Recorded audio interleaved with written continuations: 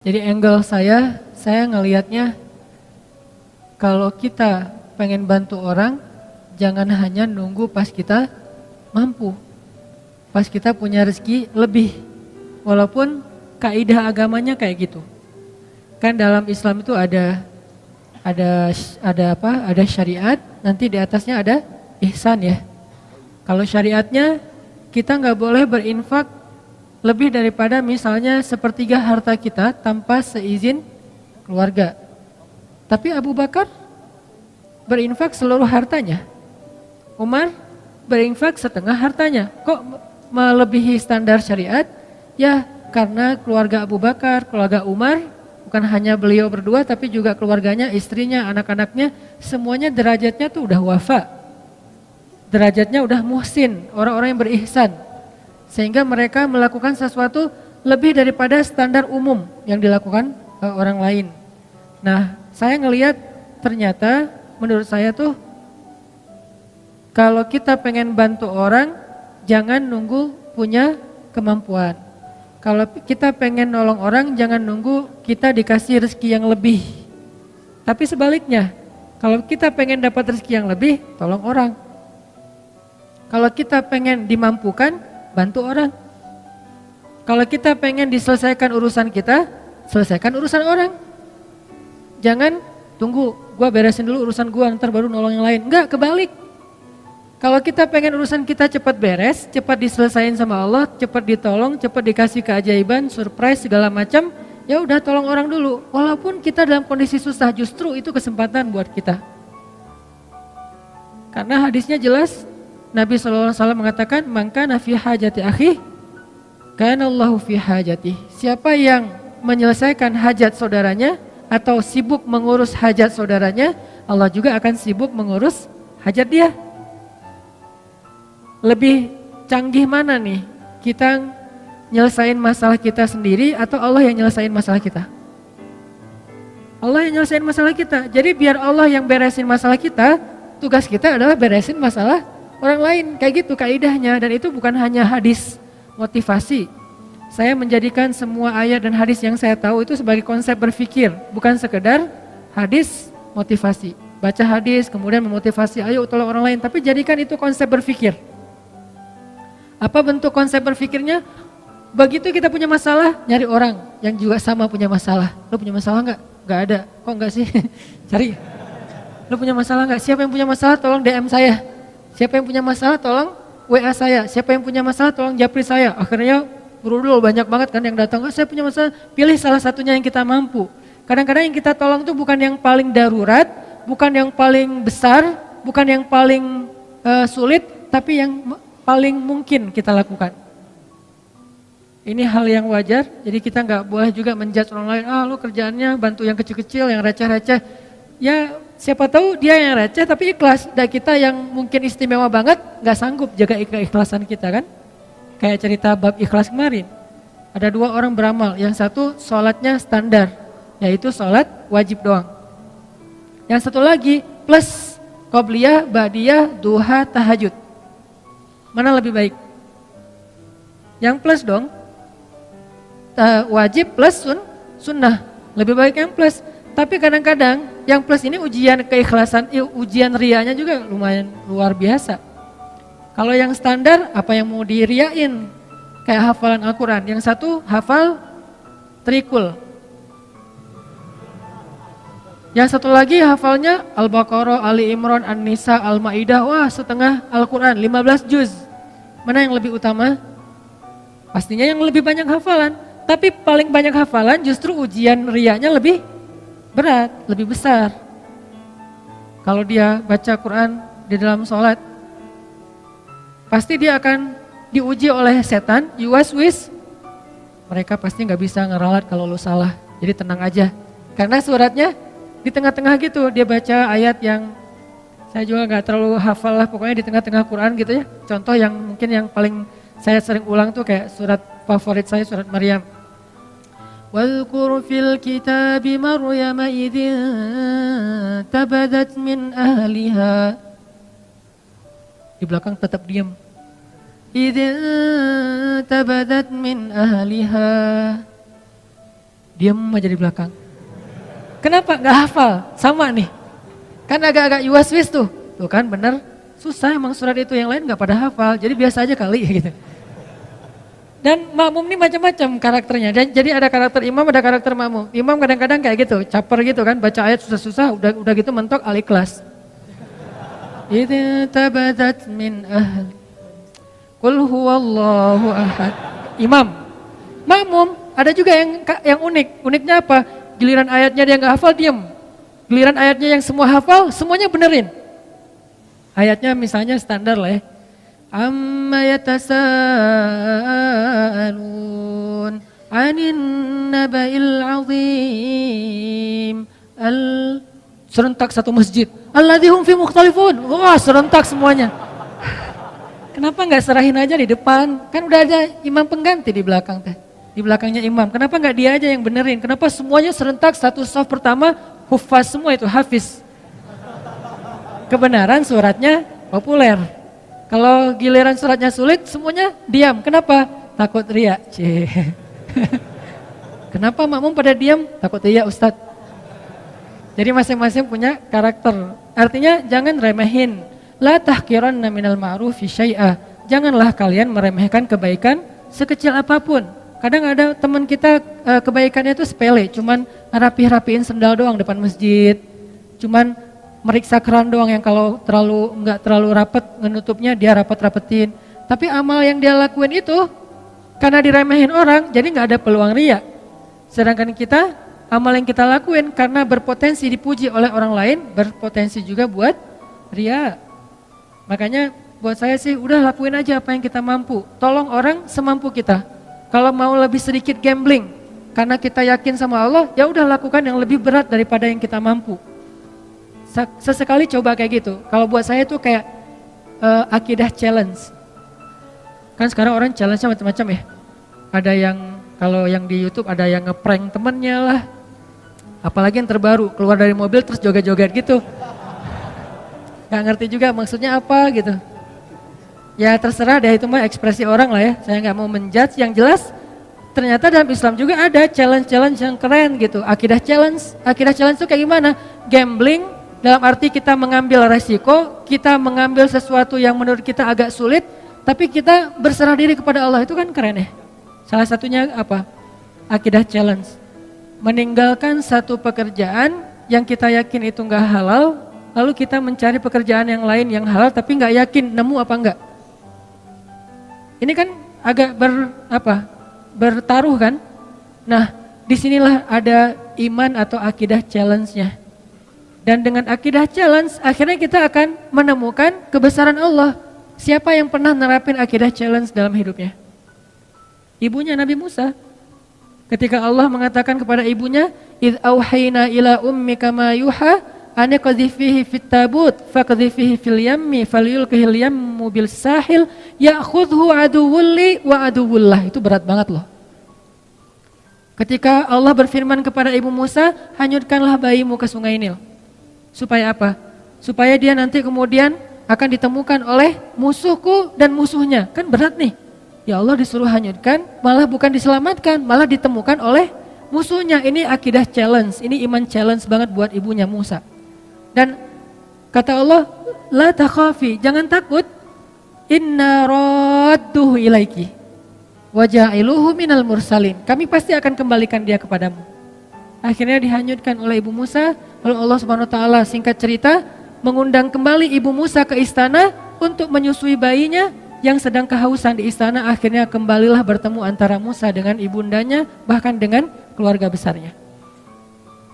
Ini namanya akidah challenge menurut saya nih. Atau Musa juga pernah akidah challenge kayak gitu ketika Allah bertanya dan Allah Maha tahu jawabannya. Wa ma tilka biyaminika ya Musa? Apa yang di tangan kananmu wahai Musa? Kenapa Allah nanya? Padahal Allah tahu jawabannya. Tidak semua pertanyaan di dalam Al-Quran artinya karena nggak tahu. Ada pertanyaan karena nggak tahu, ada pertanyaan karena nguji, ada pertanyaan karena ingin menegaskan berita. Dan ini pertanyaan Allah ingin menegaskan berita bahwa itu tongkat, bukan ular. Sehingga Allah nanya, "Wa ma tilka biyaminika ya Musa?" Apa yang di tangan kananmu Musa?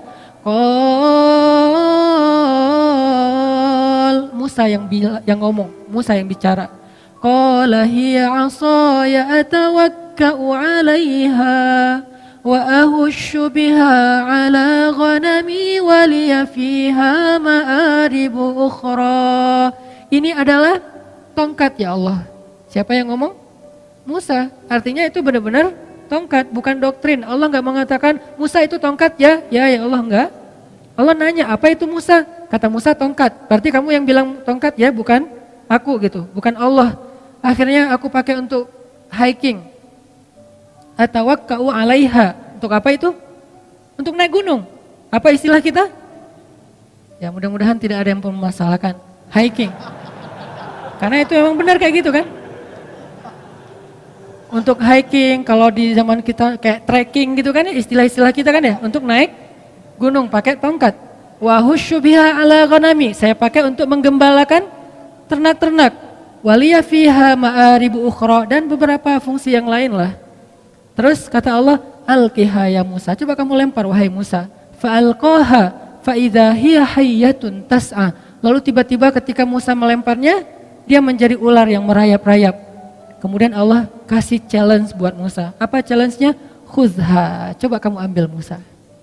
Ini challenge buat Musa, biar Musa makin yakin sama Allah, dikasih ujian dulu.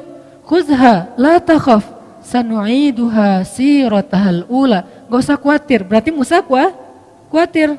Karena Musa ngeliat, aduh ini ular dalam hidup Musa belum pernah megang ular.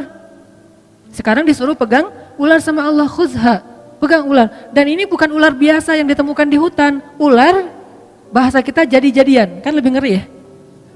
Kalau ular biasa, kita juga jarang megang, gak pernah megang, malah kecuali di kebun binatang. Itu juga dampingin pawangnya.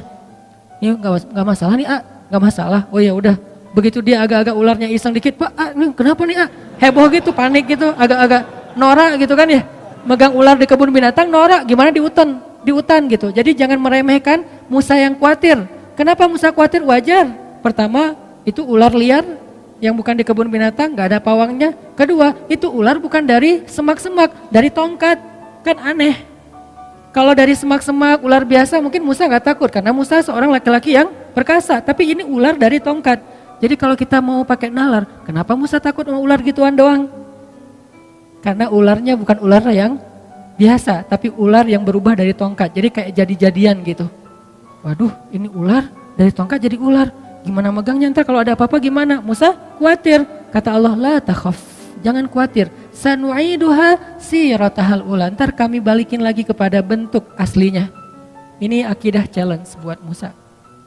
Kalau bahasa teman-teman yang ngajinya mungkin lebih lebih dalam, istilahnya rububiyah, uluhiyah, asma, sifat dan seterusnya. Kita menerjemahkan, bukan mengubah istilah, akidah challenge. Dipegang sama Musa dikit, langsung berubah lagi menjadi tongkat. Maka bertambahlah iman Musa. Bertambahlah, arti bertambah iman apa? Bertambah percaya sama Allah, bertambah yakin sama Allah. Nanti kalau dikasih challenge yang lain, udah sanggup. Challenge berikutnya apa? Challenge berikutnya adalah idhab ila Fir'aun innahu tagha. Pergilah kepada Fir'aun, dia itu jahat banget. Itulah challenge yang lebih berat daripada megang ular. Tapi Allah kasih challenge yang kecil dulu biar Musanya makin yakin.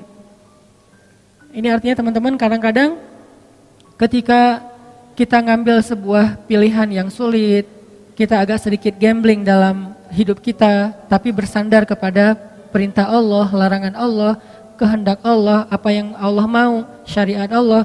Di situ kita belajar iman, termasuk nolong orang lain. Sehingga kata Nabi, man kana fi hajati akhi kana Allahu fi hajati. Siapa yang sibuk ngurus hajat saudaranya, Allah juga akan sibuk ngurus hajat dia. Termasuk nanti banyak sekali hadis-hadis yang lain yang senada atau semakna dengan ini. Ini artinya angle-nya buat saya, kalau kita punya masalah, tolong orang yang punya masalah. Baru Allah tolong kita. Kalau kita pengen ditambahin rezeki, tolong orang dalam menyelesaikan masalah keuangan dia atau harta dan seterusnya. Jadi bekerjalah kepada Allah. Paling gampang tuh nyari kerja ke Allah loh. Nyari kerja ke perusahaan belum tentu diterima. Kalau ke Allah diterima enggak? Pasti diterima. Allah enggak pernah nolak. Orang yang pengen bekerja kepada Allah, artinya pengen beramal, Allah enggak pernah nolak. Kenapa saya mengistilahkan bekerja? Dan Allah juga mengistilahkannya kayak gitu, berdagang. Ya ayyuhalladzina amanu hal adullukum ala tijarah. Mau nggak aku tawarin kalian satu tijarah, satu bisnis, satu perdagangan, satu kerjaan, satu project kalau bahasa kita. Berarti kadang kita berdagang dengan Allah, bertransaksi dengan Allah. Gimana bertransaksi dengan Allah? May yuqridullaha qardan hasanan. Siapa yang meminjamkan kepada Allah pinjaman yang baik, nanti Allah balas berlipat ganda. Bukankah itu transaksi? Baik, jual beli yang tidak akan mungkin rugi.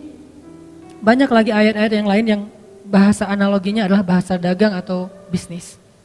Jadi kalau mau dapat kerjaan yang paling gampang, tapi bayarannya itu bukan UMR, berapa ribu kali lipat UMR, dan kerjanya itu mulia banget, kita bukan cuma dapat upah, tapi juga kita dapat kehormatan, bekerjalah kepada Allah.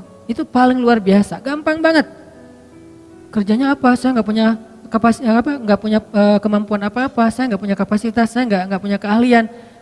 Keahlian yang dibutuhkan itu bukan punya sesuatu, enggak. Apapun yang ada dalam diri kita yang kita bisa lakukan untuk bantu orang lain, itu keahlian. Sekedar mungkin sekedar repost, sekedar ngajak teman, sekedar, bukankah kita bisa ngelakuin banyak hal untuk bisa membantu orang lain? Kalau kita nggak punya uang, kita nggak usah ngasih uang. Kita ajak orang yang punya uang untuk memberi uang kepada dia. Kita jadi mediator. Bekerjalah kepada Allah, pasti diterima sama Allah. Terus diupahin sama Allah? Ya, karena dalam bahasa Al-Quran, Allah mengistilahkannya dengan jaza, dengan ajrun. Jaza artinya apa? Balasan. Ajrun, upah, pahala. Sama kan? Balasan, upah, pahala, itu semuanya sama. Berarti kalau kita pengen dapat kerjaan nih, paling gampang kerja aja sama Allah. Jadi udah gak ada lagi pengangguran di muka bumi ini kalau dia yakin kepada Allah. Tinggal kita, ya Allah, saya nih lagi bawa, dalam analogi kita nih, lagi bawa map. Ngapain? Cari kerja. Ke siapa? Ke langit. Caranya? Kita datangin orang miskin. Caranya datangin anak yatim. Caranya datangin orang-orang yang membutuhkan. Kalau zaman Nabi dulu, Rasulullah SAW itu, Khadijah bilang, Rasulullah itu adalah laki-laki yang mengayomi anak yatim, orang miskin, orang tua, janda-janda yang ditinggalkan wali-walinya. Nabi yang menafkahi mereka. Sehingga inilah bentuk dari ekspresi syukur kita kepada Allah Subhanahu wa taala. Coba kita ingat dulu, siapa yang bisa saya bantu? Siapa yang bisa? Jadi analoginya adalah cara berpikirnya adalah kalau kita pengen ditolong oleh Allah, tolong orang lain. Kalau kita pengen dikasih rezeki oleh Allah, kasih rezeki untuk orang lain. Dan Allah pasti akan ngasih kita upah lebih gede daripada semua upah yang pernah diberikan oleh manusia. Jadi seorang kurir, jadilah kurir langit. Gimana menjadi kurir langit? Cari orang yang lagi pesen, lagi order rezeki, lagi order bayar hutang, lagi order berobat, kan dia lagi order tuh. Cara ngordernya gimana? Ya angkat kedua tangannya. Ya Allah, saya punya banyak hutang. Ya Allah, anak saya sakit. Ya Allah, ya Allah, ya Allah. Mereka kan lagi order kebaikan kan ke langit. Nah, kadang-kadang Allah mengetuk kita untuk jadi kurir Allah. Kayak tadi misalnya saya lagi ngeliat gitu di story gitu, muncul karena ada muka saya di situ ya saya klik gitu ya. Kok ada muka saya di sini? Kayaknya banyak banget muka saya akhir-akhir ini gitu. Saya klik nih.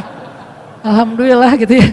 Saya klik, apaan sih ini, kepo gitu kan. Oh ternyata lagi ada perdebatan kecil tuh antara pro dan kontra. Saya baca komennya satu-satu kan. Di antara sekian banyak komen yang pro dan kontra, tiba-tiba ada satu komen yang agak-agak kurang nyambung sebetulnya. Ada yang komen, anak saya butuh uang untuk belajar, untuk beli buku diktat sekolah dan gak punya biaya. Kenapa tiba-tiba Allah takdirkan saya ngeklik itu, terus saya ngelihat komennya? Karena Allah lagi ngasih saya kesempatan jadi kurir kan gitu kan. Di antara sekian komen, ini aja yang saya fokus. Saya langsung DM orangnya, Pak, Bapak di mana? Ternyata di NTB, di Lombok. Bapak butuh apa? Saya hanya butuh biaya untuk buku anak saya. Masya Allah nih orang luar biasa ya. Enggak mengatakan saya butuh uang sekian, enggak. Hanya untuk biaya buku. Artinya saya misalnya kalau saya mau, saya akan bayar ke sekolahnya, anaknya dapat buku, enggak akan saya kasih uang biar manfaatnya lebih jelas gitu. Kecil sih, tapi kan kenapa Allah takdirkan tiba-tiba saya baca postingan itu, saya lihat komen-komennya, mungkin cara Allah ngegelitik saya itu lewat penasaran, pengen tahu ada kehebohan apa, terus nemu di antara sekian kan banyak tuh, ada ratusan, baca satu-satu, kadang senyum, kadang kayak cemberut gitu, apaan sih nih, apa, satu-satu, ada yang unik nih, gak nyambung komennya, anak saya butuh biaya sekolah, langsung saya coba DM, dan ini sering terjadi dalam hidup kita teman-teman. Jadi gak perlu kita cari juga, Allah yang kayak ngorder ke kita, orang tuh ngorder, Allah nge-link kayak sistem startup ya. Jadi kayak social respon gitu, dia ngorder, terus kita kayak driver yang lagi dekat sama lokasi itu, tiba-tiba masuk ke kita, apa kayak notifnya, udah kita tinggal mau apa enggak ngambilnya nih. Kalau kita pikir, aduh jauh banget nih, kan saya sering mesen mie Aceh ya, di Buah Batu, tapi tinggal Cihanjuang. Udah diambil, ternyata pas tahu Cimahi ditolak lagi, aduh kecewa banget nih ditolak. Tapi masih mending lah daripada ditolak mantan, masih. Cuman sampai berkali-kali ditolak gara-gara ngordernya di Cimahi, barangnya ada di Buah Batu, kan orangnya males. Padahal insya Allah pasti saya akan ngasih lebih, saya tahu lah jauh banget, kasihan kalau cuman sekian ribu, kadang-kadang cuma 30.000, ya udah digenapin 31.000 misalnya. Ganjil nggak genap. Maksudnya ditambahin lah 1.000 ongkos capek misalnya. Nah ini kadang-kadang kita pikir, aduh jauh banget. Kita mau klik nggak sih? Allah nggak lagi ngirim nih. Ada yang order, terus muncul notif di kita. Ini analogi lewat digital startup kayak gitu. Ada notif ke kita, mau diambil nggak nih? Begitu kita klik, kita ambil, maka Allah Subhanahu Wa Taala langsung transfer balasannya, upahnya, pahalanya ke saldo kita. Dan Allah kalau transfer biaya kurirnya itu lebih gede daripada semua biaya kurir yang pernah ada di muka bumi. Gede banget Allah ngasihnya. Kan berarti gampang kan cari kerjaan? Cari aja kerja ke langit. Dan Allah sering banget ngasih notif ke kita, tinggal kita ambil apa enggak. Nah ini artinya ternyata cara kita pengen kaya, pengen sukses, pengen bahagia, pengen ditolong tuh bukan nunggu beres urusan kita baru nolong orang lain. Tapi nolong orang lain supaya beres urusan kita.